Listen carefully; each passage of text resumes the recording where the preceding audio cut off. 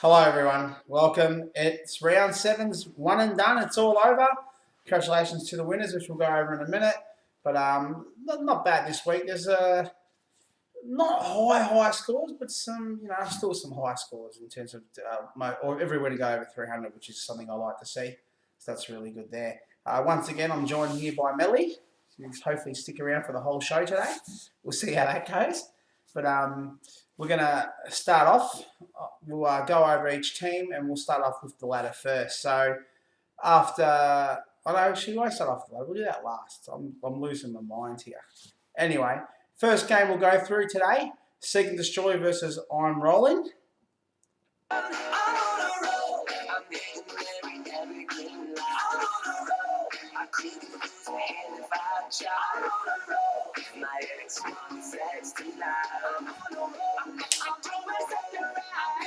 That's right, Vossi. You're doing something right. 3 weeks in a row, 300, Vossi. I know you're going to be proud of that. And more importantly, you bet on rolling, which is fantastic because we always love seeing Coley win.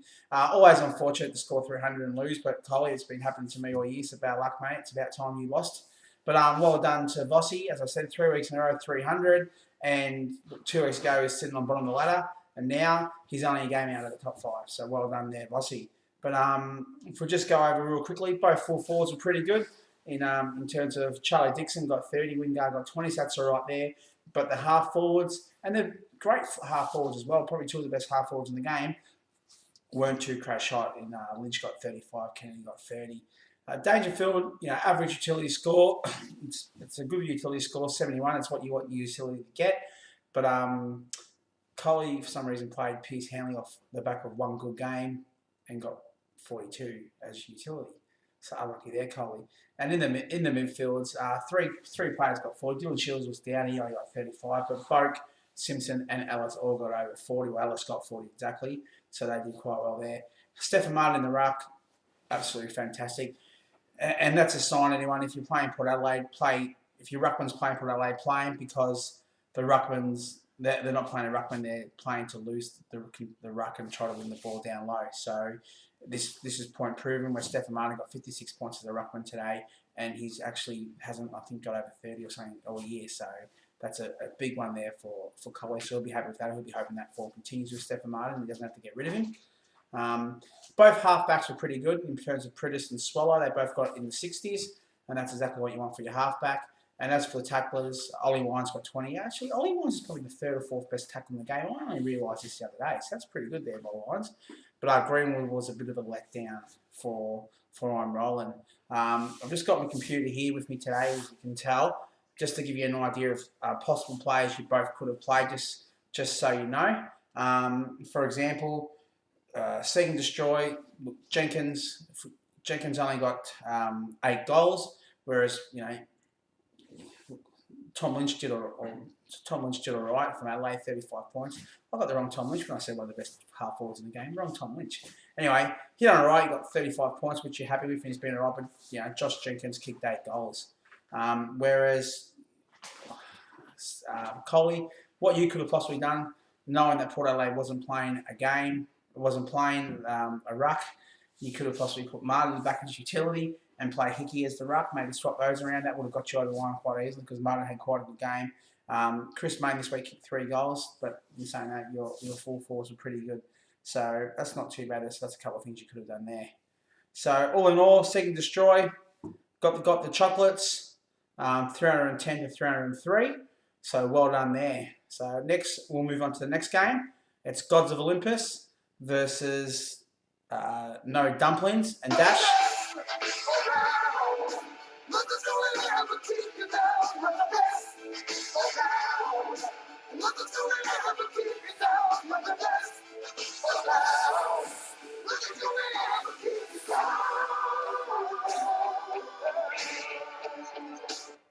Dash, that's for you. You've beaten myself. You've beaten Michael the last 2 weeks. So we feel like, that's your gift for beating us, Dash. I know you love it. So that's there for you. But let's go over the teams. Look, a game could have been affected by injuries. We don't know. We don't know how Rockcliffe would have gone. He only got 9 as a tackler, but he did only play 1.5 quarters. and Dash ended up winning 306 to 294, so 12 points difference. So look, you don't know whether it made a difference or not, but Michael cried over it anyway, so that's always good. But we'll go for the 4 lines. Petrie, 12 points. Eddie Betts unusually didn't kick a goal. He usually kicks a goal every week, but this week he only got 1 point. And both half forwards were pretty disappointing as well. Steve Johnson only 27 and Jack Rewald got 35. I think he kicked both his goals in the first quarter. Excuse me. Utilities were good this week. Scott Pennery got 79 and Goldston got 86, so you can't complain about that. You want your utilities to get that every week. And the midfields as well. The 2 Giants boys, Caniglio and Heath Shaw, were just I reckon they were sharing possessions between them on the ground because Heath Shaw got 50 points and Caniglio got 49. In fact, between them all, their midfields actually levelled out and got equal because still Sullivan got 41 and Mitch Duncan got 39. So, the midfield's evened itself out there. Where this game was won and lost was probably more likely in the ruck. Some reason that Sydney Swans versus Essendon game, the ruck, there was no hit-outs, to be honest. Every single ruck would have got 16 points, except for Lillenberger, who would have got 22 points. So there was no ruck. And that also happened to Vossi as well. Sinclair only got 16. So Tipper got 16, where Brody Grundy's 25.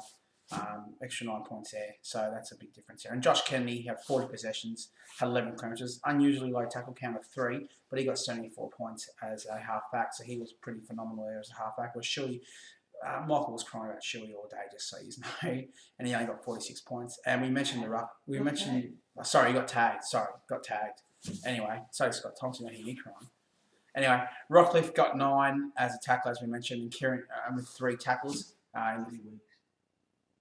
Anyway, I don't know what Michael said there. And Kieran Jack, for some reason, Dash stayed with Kieran Jack. But look, Michael, don't give up, man. Everything's all right. We don't want you to go. We don't want you to be upset. You are the reigning champion. You are 2.5 games out of the top 5. So just do what you got to do. Don't give up. Don't give up. All right. Hopefully Michael stops playing this song now. No. The other thing would be nice if Michael actually didn't switch games whilst we're talking about it. All right, Mick. Okay, next game we're going to go over now is Sugar Daddies versus Jacob Jabronis. Couldn't think of a song to play for you two this week, so I didn't play a song. But this is actually a good game. Not really, actually. Sugar Daddies under 300, only 283, I believe, and Jacob Jabronis ended up winning with 306. So well done to Jacob Jabronis there. Continued on his little merry way. Back into sitting comfortably in the 5 now, I think. I'll go over that in a minute. But both full forwards. Bruce kicked a couple. Cameron only kicked 1. Where Jarrad Waite had his worst game of the year. Only got 18 points as a half forward. And the good Tom Lynch got 36. Actually, he probably got the same as the other Tom Lynch, to be honest. The utilities even themselves out. Both of them got 62. And Mark Murphy and Delio in the midfield. 41 for Murphy. Vince got 46. Lee Montaigne 53 in the midfield was pretty good. Delio was disappointing on 26. For the rucks, Max Gorn was great again. He got 50 as a ruckman, so that was pretty good there. And Michael, what are you doing? And Jacob's only got 30 as a ruck. And for the halfbacks, 62 apiece again. So that's pretty good, actually. The utilities and the halfbacks both got 62 each. So that's pretty fun there.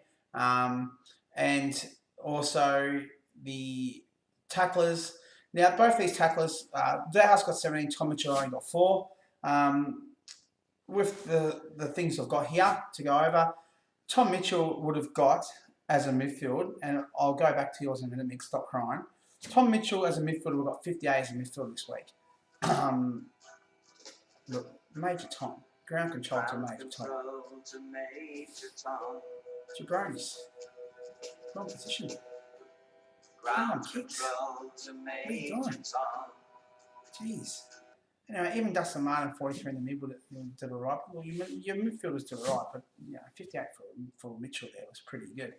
And also Hill would be a good move for you. For Sugar, look, Trelaw did well as a halfback. He got 8 tackles, which is always good. But if you, Callum Ward would have got 74 as a halfback. Bontempelli, he got 30 possessions. He got 5 tackles. He got 2 goals as well. Tao House got 31 possessions and 5 goals. And another option you could have done is put Gawn as a utility. I mean, he got 50 as a ruck. So Gawn could have gone as utility, and Tommy Campbell, who would have got 27 or 28 as a ruck, you could have done that as well. So they're the few options that you could have done there. Because something's wrong with Ablett. He's not right. So maybe he needs to have a run in the twos underneath for the Gold Coast reserves. Who knows? If I just quickly go back there. So well done, Jabronis, 306 to 283. If I just quickly go back, so I never went through this, but for Gods of Olympus and Dumplings, Leuenberg would have been a better ruck for Michael instead for Tippett. For Solar, kicked 4 goals, would have been better than Drew Petrie. And Redden also got 7 tackles. So there are a couple of options he could have done to change the game. For Dash, Gibbs had 30 possessions, had 8 tackles and 3 goals. So, and he has the last few weeks has been pretty good. Now, whether this run continues for Carlton, I don't know. They've got Port Adelaide next week, so who knows what happens there. Also, for your midfielders, although Mitch Duncan was all right, McVeigh and Z would both would have got 47 as a mid. And also, Eddie Betts didn't kick a goal this week, but Westhoff kicked 3 goals. So that's just something for you to know as well. As I said, I'm just going to let you guys know who done well for your teams that you didn't play. So there, well done, Jabronis. Next game is myself, Ask Kickers United versus Maltese Falcons and Fennick.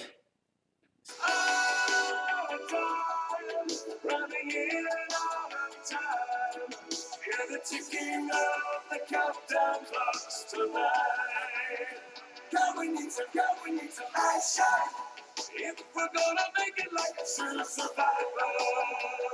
All right, thanks, David Hasselhoff. That's right, Fennick, you run out of time. You need a little bit of action there, my friend, because you are languishing dead last on the bottom of the ladder. The closest friend to you is Michael. Other than that, you're 3 games away from third last. So you are running out of time, my friend. And yes, I got the voodoo dollars out today on Jack Stevens, as you said. But either way, I end up winning that game 308 to 285, I believe. With that one there, as always, I played the wrong forward. Every week, whichever forward I play, the other one does well. So I'm guaranteeing you guys, have a look to see which full forward I play this week, and then go put money for the most goals for the other the other forwards I didn't play. It's either Cyril, Bruce, or Stringer. Whichever one I don't play, the other one's going to kick the most goals for the game. Melly agrees. That's where she got up. She was a bit upset about it as well. Actually, Mike was eating a packet of pods over there, and Melly heard him eating food, so she raised up her ears a bit. All right. So Cyril only got 6. Watts only got 1. So full forwards you don't want to write home about. As for the half forwards, both of them are pretty good. Both half forwards between them 100 points. Buddy got 56. And Jack Gunston got 44. So none of us can complain about the half forwards there. As for the utilities, as I said, Hannery got 68. Jack Stevens got 45. It was Stevens' worst game. He did cop a tag. Ben Jacobs was around in the whole game. I was loving it. Fennick obviously wasn't. Thought I had the voodoo dolls on him, as I said. But I mean, Jack Stevens won't do that all the time. Gaff, I was amazed. He got 53.79. And I actually took the dog out for a walk. Come back and I'm like, when the hell did Gaff get so many possessions? So I know he was having a good game, but didn't realise he had such a good game. So, you know, Gaff was phenomenal as a midfielder there, as was David Harakis. He got 55 points as a midfielder. The other 2 midfielders, Josh Kelly, 38, which is, you know, above his average, and Viney did get concussed in the third quarter, and so he only got stuck with 32. As for the rucks, Nadanui got, you know, Geelong used their third man up pretty good, so Nadanui only got 25. And Cruiser, I mean, that's 21. That's what Fennick was expecting from Cruiser anyway. You could have had some other options there, which we'll go over in a minute. Both halfbacks, Scott Thompson did cop a tag.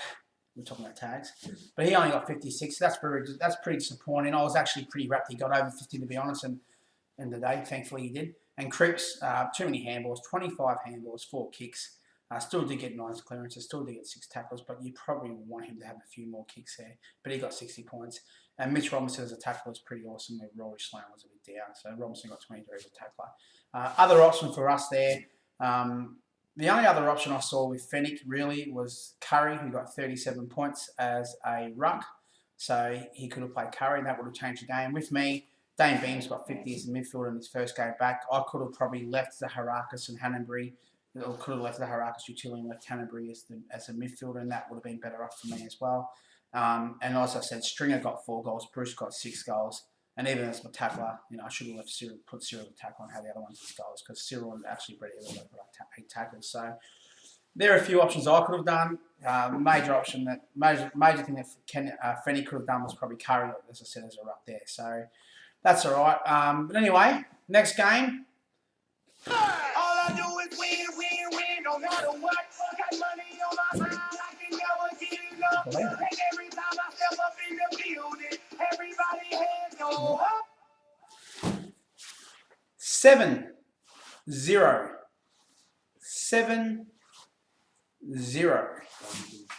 7-zip. Doesn't do his draft. Doesn't do his team. Doesn't even know who he's got. Fennick, congratulations for 7-0 and you're bottom of the ladder. Somehow you're holding the rest of us in together, so well done. But in all seriousness, Kenner, 7-zip on top of the ladder. And Steph, if I was you, I would be cracking the absolute what's on this video right now because you scored 340. And Michael, can I have a look at that score, please? Come on, Mick. Anyway, 352 to Kenner. So that's actually 2 or 3 weeks in a row he's got 350. So he's deserving these wins right now. 350 to Kenner and 340 to Steph. So Steph would have been in every other team but Kenner. So that's unlucky there. And if we have a look at it there, I mean, his forward wasn't that good. Both his forwards. Hogan only got 9 points. Taylor Walker only got 19 points compared to Steph. Hawkins got 20 as a full forward. And Nick Rewalt 52. Now, Rewalt is in phenomenal form. He's getting 15, 16 marks a game all over the place. So he needs to continue playing half forward. You cannot change that. As for utilities, 76 for Scott Selwood is exactly what you want. Aaron Hall was a little bit down at 66. Joel Selwood. He did get 7 free kicks for. Whatever, Mick. Free kicks Selwood. Hashtag free kicks Selwood. Michael wants me to say. What did Geelong beat West Coast, Mick? He's gone quiet. Anyway, Aaron Hall around 66. As for the mids, Nathan Jones coming for Sam Mitchell and done exactly what Sam Mitchell does. Got 53 points in the mid. And the other midfield, Matthew Boyd, does what he always does with 45. As for Steph, Jordan Lewis needed to lift, and he did it. He got 46, but Lockie Hunter was a little bit down. The diving, lead with your head, get a free kick. That's why you get concussed. Lockie Hunter only got 36. Both rucks, 40 and 42. So that's exactly what you want. And in terms of the halfbacks, pretty even, 64 and 63. Liam Shields got 10 tackles in the last quarter, gave him 16 tackles for the game, ended up with 46 points for Kenner. So that's, mate, love it. And I loved it as well because it got us, I reckon that's what got us to win for Hawthorn. And Barlow was a little bit down. He only got 5 tackles this week with 15 points. So, a few options he could have done there. Garlett did kick 3 goals for Kenner, so he probably could have changed. And for Steph, Took Miller got 10 tackles. Liberal would have got 26 points as a tackler. Darling got 3 goals. So, 340, 3-2, you're not really going to change too much there. So well done there. But unlucky Steph would have been everyone else. But, unfortunately, I know how it feels to score a lot and lose. And Kenner, 7-zip. You're now, I believe, 3 games on top of the ladder. So you're basically booked your final spot unless you have a massive choke. And I'm pretty sure that won't happen with the team you've got. So well done there, Kenner. If we go over the ladder, which has come up now, as you can tell, Runners Anonymous, as I said, 7-zip, 28 points, average points of 323. So that's gone up. Jacob Jabroni's is on 16 points, second on the ladder with an average points of 325. Sugar Daddies, third, average of 317. Renegades, fourth, average of 314. And then fifth on Rollins, somehow still in the 5, average of 294, under 300. Jeez, second worst. Unbelievable. Anyway, sixth is myself, 2 points out of 319 average. And then it's No Dumplings and Seek and Destroy. Both these guys were last and second last 2 weeks ago. And now both of them have got 3 wins. They're on 12 points, 299 for No Dumpling average, and Seek and Destroy's an average of 291. The Gods of Olympus, be disappointed. 1 win, 1 draw, 305 average. So, mate, it's killing him, absolutely killing him. Actually, he's got a cramp. No, he hasn't. He's blaming injuries. So 305 points average here, so that's unlucky. And Fennick, not the worst average in the league. You're only on 4 points, 1 win, 294. And Yeah, let's leave that is. Actually, just a real quick one. If you guys want to look at doing it, and I don't know whether Michael brought this up because he's last, but the mid-season draft's meant to help the teams that are on bottom. I'm wondering whether we should actually change that from a snake draft to a ladder order draft. So Phoenix should get the first pick and the 11th pick, not the first pick and then the 20th pick, since he actually is bottom. And of course, you don't have to participate in the mid-season draft, which is going to be held on Queen's birthday weekend, which could also possibly just be an online draft if people are having trouble getting there. So anyway, have a think about it and let me know what you think. Majority rules as always. So anyway, let's go to the team of the week. The round 7 leaders. Full forward, Charlie Dixon, 30 points, 5 goals tonight. Well done. He was followed by his teammate in Chad Wingard and Tom Hawkins on 20. So well done there, boys. Best half forward of the night was Buddy Franklin, 56 points. Loved it. I loved it. Nick Rewald got 52 and Jank Gunston got 44. Best utility, not quite enough, but 86 points from Todd Goldstein. Followed by Scott Pennery on 79 and Joel Selwood, almost called Scott again, on 76. Best midfielder was Zaharakis on 55, followed by Gaff on 53 and Montagna on 53. Best ruckman, massive score, Stephen Martin, 56 points. That's exactly what Coley wants, and I don't know if he continue that, but see if he does. Max Gorn on 50 and Shane Mumford on 42. Best halfback this week was Josh Kennedy, 74 points, followed by Swallow on 65 and Zorko on 64. And best tackler was Liam Shields on 46, followed by Mitch Robinson on 23 and Ollie Wise on 20. So some of those halfback scores and utility scores seemed a little bit low this week, didn't they? But oh well, there we go. So that's this week's team of the week. As I said a second ago, mid-season draft, we're thinking about just doing an online draft in case people can't make it or whatever it might be. And also let me know what you think in terms of whether we do it as a snake draft or whether we do it as whoever's last gets the 11th pick as well, because mid-season draft should actually help the teams on bottom, not the teams on top. So yeah, but don't forget, $50, only a few of us have paid. Once again, thanks Sugar for paying up. That's Sugar's paid, Coley's paid, I think maybe Mick's paid, I think, have you? Yeah, and yeah, that's it. I haven't even paid, so I'll do that too. But yeah, and Fennec, sorry, that's the other one. Fennec's paid. I was wondering why there's $200 in there. I didn't realise. And Fennec's paid as well. So there we go, guys. Round 8 preview will be on Thursday. Some pretty good matches coming up. Unfortunately, Kenna, you'll lose your first game next week, but we'll go over that on Thursday. Guys, enjoy your week, and we'll talk to you on Thursday. See yous.